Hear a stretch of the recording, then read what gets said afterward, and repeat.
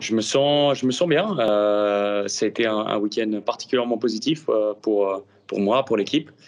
Et c'est ce qu'il nous fallait après 2 week-ends un peu difficiles à Rome et à Monaco.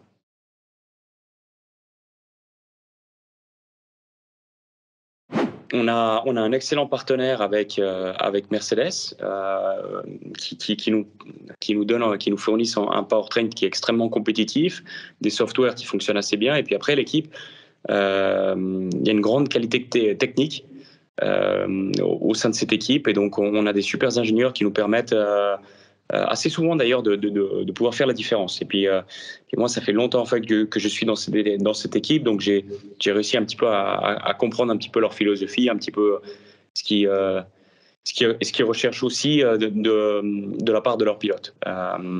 Après, je me permettrai aussi de dire que mon coéquipier a la même voiture et pourtant il n'a pas eu le même week-end.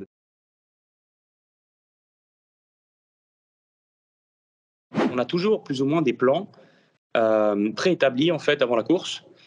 Et après, forcément, en fait, pendant la course, en fonction de ce que les autres font autour de nous, on est obligé un petit peu de réagir. Pour samedi, c'est assez drôle parce que, au final, en fait, c'est moi qui ai pris un petit peu les initiatives au niveau de la stratégie. J'ai décidé de refuser à 3 reprises d'aller prendre l'attaque mode, le premier attaque mode, euh, parce que pour moi, j'avais vu qu'il n'y avait pas forcément le gap avec les personnes derrière. Et dès que j'ai vu qu'il y avait en fait un moment qui était plus opportun, en fait, j'y suis allé et tout a bien fonctionné. Ça aurait pu être à double tranchant parce que s'il y avait une safety car, vu qu'on les avait pris à la fin, on se serait retrouvé en fait dans des problèmes, mais tout s'est bien passé. La première semaine, elle est toujours très importante pour se reposer parce que c'est des week-ends qui sont quand même assez compliqués d'un point de vue physique et mental. Surtout ce week-end, honnêtement, il a été extrêmement compliqué. On avait des séances d'essai libre à 7 heures et souvent on finissait à minuit, voire 1 heure du matin, donc on ne pouvait pas dormir.